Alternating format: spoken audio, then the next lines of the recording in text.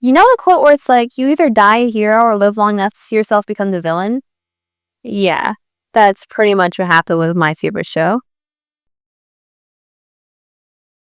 So when I was a kid, I found this Lego book at the library. I was super into Legos at the time, so I grabbed it. It turned out to be a book about Ninjago, a show about a bunch of Lego ninjas with elemental powers for martial arts and the ability to use spinjitzu. The ninjas use their powers and spinjitzu to fight villains and save the world. Multiple times. I immediately loved it. I read the book over and over again, hoping someday I could watch the show. I eventually did, and I loved it. I watched and rewatched every season. A lot. Eventually, the show ended, and I was satisfied with it. But then, it had like 5 more seasons and a kind of reboot, I guess. I wasn't too impressed. I still haven't seen the last few episodes of those seasons. I moved on for a while, until a sequel show came out, called Ninjago Dragons Rising. I was really excited and happy to see that my favorite childhood show was still going after all this time, so I checked it out. I watched all 3 seasons, and that's where we come to today's video. The spin-off's execution is... Alright, that might be a little harsh. First, I'm going to go over the characters and plot and what I do and don't like. Afterwards, I'm going to redesign 2 of the show's most important new characters, Eren and Sora.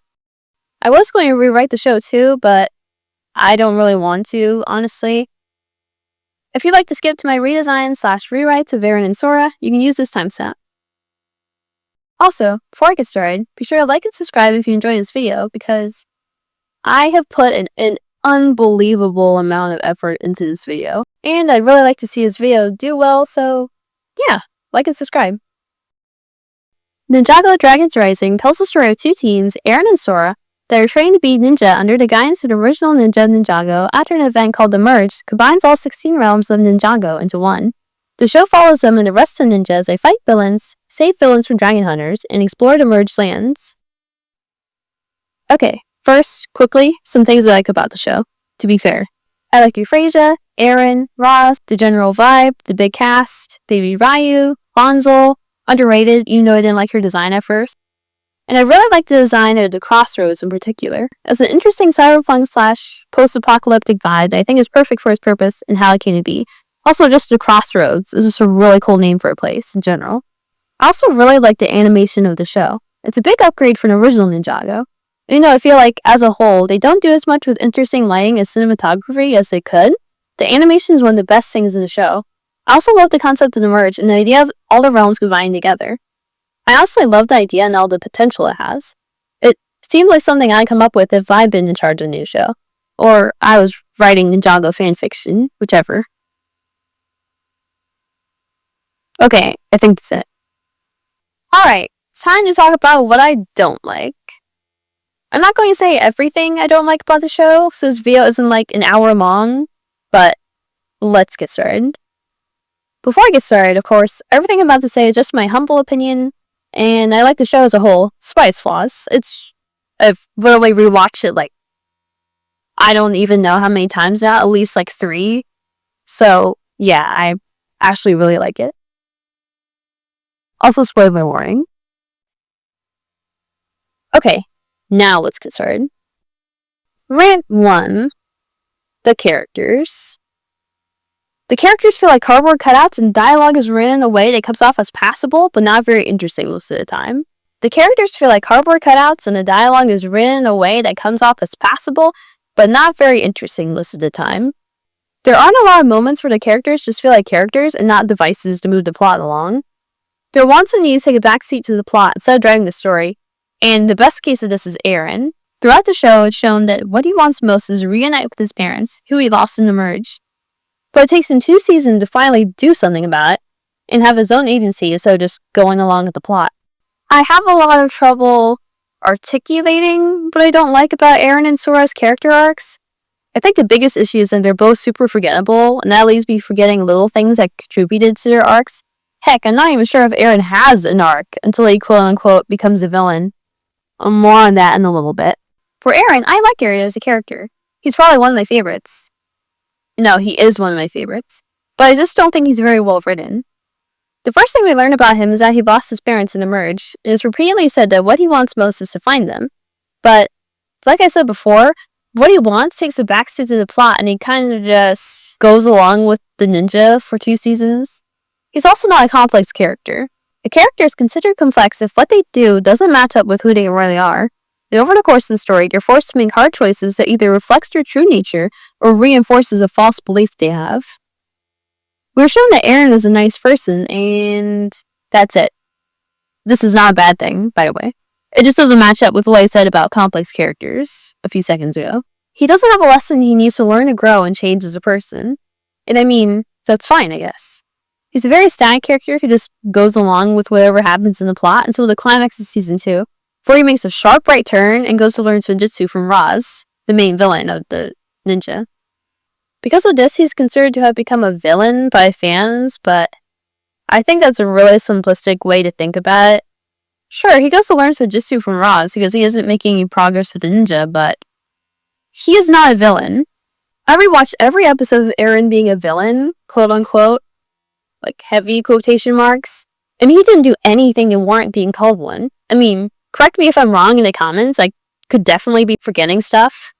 But from what I remember, he took care of Roz, who was still injured, he couldn't move, got a cure for Roz, and met Maro, my main village man, who had been waiting to return for like 8 years. He's my favorite villain, by the way, can you tell?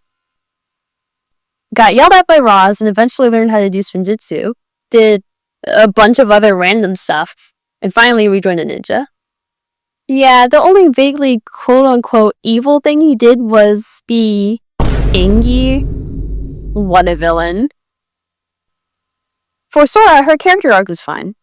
It's fine if you don't think about it for more than 10 seconds. I'd probably be more annoyed about it if I actually cared.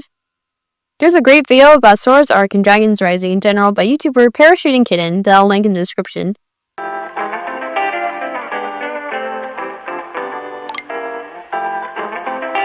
But some takeaways I got from that video that I agree with was that her arc was kind of confusing. Sora's a very confident person, but her arc tries to show her as insecure, which, I mean, can work together really well. Like, maybe she acts really confident, but she's secretly not so sure of herself. The problem is both sides of her, being confident as a default and having shoehorned insecurity in her arc, are not connected in the show. There's never a moment that shows her confidence is just an act, or at least not entirely true to herself. It's like she has 2 completely separate sides of herself, like Jekyll and Hyde, and just makes her arc come off as clunky. It's fine if you just look at her arc and go with it, but it could definitely be better. And that's all I have to say about Sora. I honestly don't feel too strongly about her arc. I just don't care that much. Moving on, the side characters are really, really, really bland. They're way too cartoony and flat and childish. They're not as memorable as certain side characters from the original Ninjago, like the mailman or Skylar. And sure, that's probably due to nostalgia, but so many side characters in Dragon's Rising are just so uninspired. A lot of them feel like they're made to appeal to literal toddlers. I just don't like it. Speaking of side characters, it's probably going to be a very unpopular opinion, but I can't stand Wildfire. The villains also struggle from feeling super flat and cartoony. I cannot take a single villain in the show seriously besides Roz. I really want to take this member of the Forbidden Five seriously, because I actually love her design, but she is just so cartoony, I just can't. Also, I won't be bothered to look up her name. Also, I cannot take Shatterfang seriously. Why is he standing? Oh my god, bro. Oh, hell no, man. What the? He looks so awkward. Dragons aren't supposed to stand like you're a soccer goalie. Yeesh. This is just an affront to my eyes. I'm like that fish from SpongeBob where it's like, my eyes. Rant 2. The plot. So, the plot is messy, uninspired, and confused. Not to mention there's so much unnecessary, childish fluff in each episode. The ninja basically had to go to places to get things to stop the villains. Minus the Tournament of Sources, which was a nice change of pace, but still, it was fine, I guess. I actually liked it. Minus his iPad kid. Like, I rewatched the show multiple times, and I only got a coherent idea of the plot after I read a synopsis of the show, so Yeah, do with that what you will. The plot is basically the ninja how to stop dragon hunters, and later on, when the tournament sources, like you think they'd be actively trying to solve the mystery of the merge, but no, they just fight dragon hunters in your random side quest. Something else that doesn't help is that episodes tend to bleed into each other, and they usually don't feel very complete. Or they don't end when I feel like they should end. Like, there'll be a part where I feel like it would be a great cliffhanger, and like the episode is gonna stop and it's gonna go to the credits, but then just cuts to the next scene. And I'm like, oh, okay, so this is what we're doing now. But yeah, the plot isn't very well done. Still needs some time in the oven. Rant 3. The immaturity and humor. So many things in the show feel more childish than the original. It uses these childish, unfunny moments to waste time and avoid doing anything interesting with the plot, and it's just really annoying. I don't think the show is very funny for the most part. It kind of just relies on cheap jokes and childish moments for most of it. Even though there are a handful of funny moments sprinkled throughout the show that I like, I can't think of any, but they're there. Also, quick complaint, I don't like Lee Rise, especially since just like an unbelievably small amount in the song. I just don't like it. Alright, time for the redesigns. If you use the timestamp, hi! Welcome back. For Sora's redesign, I can't really talk about her design without talking about my rewritten version of her, so yeah, I'm just going to combine her rewrite and redesign in the same section of the video. When I redesign characters, I like to keep the most distinctive elements of their visual design so people can still tell who the character is supposed to be, even when they're redesigned. So for Sora, I decided to keep her pink hair, cat motifs, and her white, pink, and blue color palette. And I personally don't think Sora is very cat-like, so I don't know why she has cat motifs besides it looks cool, but okay.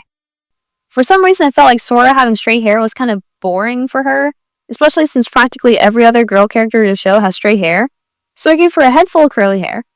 I hooked her headphones into one of her satchels, just because I feel like she still had them in my rewritten version, but she just wouldn't wear them all the time, since that's something that bothers me. It just seems pretty uncomfortable and not very practical. Like, why is she listening to music, apparently, or just having them on her head when she's fighting and talking to people? It doesn't make sense. Anyway, I could see her popping on her headphones, listening to music when she's fixing on her vehicles or writing code as a way to help her focus. I put a bunch of pins on the straps of her back and gave her gloves with paw-shaped holes on them to reference cat paws. I don't really know what those holes were actually called, so if there's anyone watching this video who actually knows what they're called, let me know in the comments. I tried to make her outfit kind of rebellious to reflect how she grew up in Imperium, a strict dystopian city that forced everyone to wear the same style of clothes. But I don't think I went as far with it as I could have. Still, I think how her outfit is still kind of subdued compared to her show design is good character-wise. Maybe she struggles with self-expression because she grew up in a society that didn't value it. She dyes her hair pink and decorates her bags with pins, but she's still learning how to express herself with confidence. In my rewrite, I keep her backstory the same, but change her personality. In my version, she's ambitious, nerdy, a little insecure and awkward, and a lovable goofball. Kinda like Princess Vanya from Master of the Melon, but with confidence issues and being socially awkward sometimes. And a tech nerd. Her arc would follow her becoming more confident, not being so hard on herself, and learning to accept what happened in her past and move on. Kinda want to take away the whole subconsciously needing her parents' approval thing, because it wasn't done very well in the show and kind of ruined the idea for me. In her design, I also gave her a bandana that she can pull over her mouth for a ninja mask, like in the show. I gave her cat motifs in the form of a cute cat Tamagotchi and a cat pin, since I can see my Sora really liking cats. If you guys have any name ideas for a Tamagotchi cat, let me know. To wrap up her design, I gave her an orange pin on her bag to reference Aaron, multiple bags for carrying her tools and things so the ninja are always on the go, and yeah. I could see her needing glasses, but she wears contact lenses instead so they won't fall off her face when she's fighting or preparing something. For what she wants, I could see her wanting to start her own tech company and pretty much become the next Cyrusborg so she could share her inventions with the world, get rich, and have enough money to spend all day making fun inventions. As for why she wants to become a ninja, I could see her training under Lloyd to stick with Aaron, learn how to use her tech power to its fullest potential, and travel to Merge Lands helping others.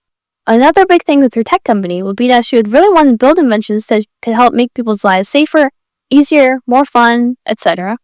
I feel like this ties in with her character in the show, particularly the scene where little Sora is showing off her invention at the science fair. Really quick, I decided to have Sora's natural hair color be brown as she dyes her hair pink. She wasn't just born with pink hair or whatever, since I don't get how she was able to get away with having bright pink hair in a place like Imperium. That's all I had to say about Sora, so here she is. I absolutely love her design, especially her Pinkie Pie hair. I love it so much. Time to move on to Aaron's redesign. For Aaron, I gave him a striped sweater because the best time to wear a striped sweater is all the time. I felt like him just having an orange hoodie was kind of boring, so I tried to keep the sweater orange overall. I kept the satchel he has in the show and gave him a backpack. Since he needs to put all his baking supplies somewhere. Anyways, Aaron's rewrite is the opposite of Sora's in the sense that I changed his backstory a lot and leave his personality the same. Aaron lost his parents in the merge, but instead of seeing them disappear, he watched them be unalived in the merge. Yes, a tragic backstory. They're gone, and Aaron is, understandably, very broken up about this. He grieves for years afterwards, and dedicates his life to becoming a ninja to save others, since no one could save his parents. This could be an interesting parallel to Harumi now I think about it. Also, I don't like Harumi at all, but that's beside the point. Anyway, he meets Sora in the crossroads, and the two of them become best friends who manage to survive with their combined resourcefulness.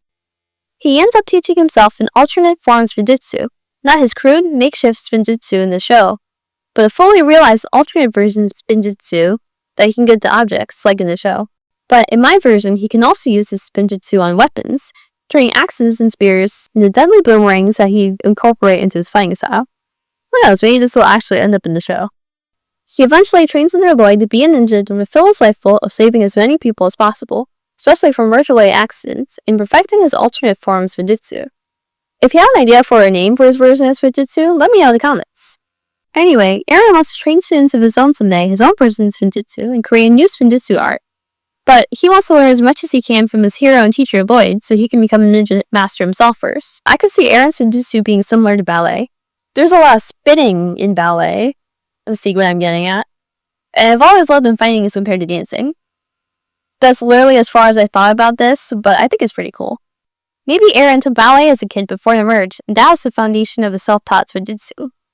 I'm pretty much straight up just writing fan fiction right now, but yeah, I like it. This video is going to be so long, oh my gosh. To wrap up Aaron's design, I gave him some orange goggles and pins representing Sora, Lloyd, and Kai on the strap of his bag. I gave him pins for Sora and Lloyd for obvious reasons. I gave him Kai's because Kai is my favorite ninja. And here he is! I love how the design came out. I think he looks so sweet. I absolutely love how I drew him. And that's all I have for this video. If you enjoyed, like and subscribe for more videos like this, and I'll see you in the next video. Bye!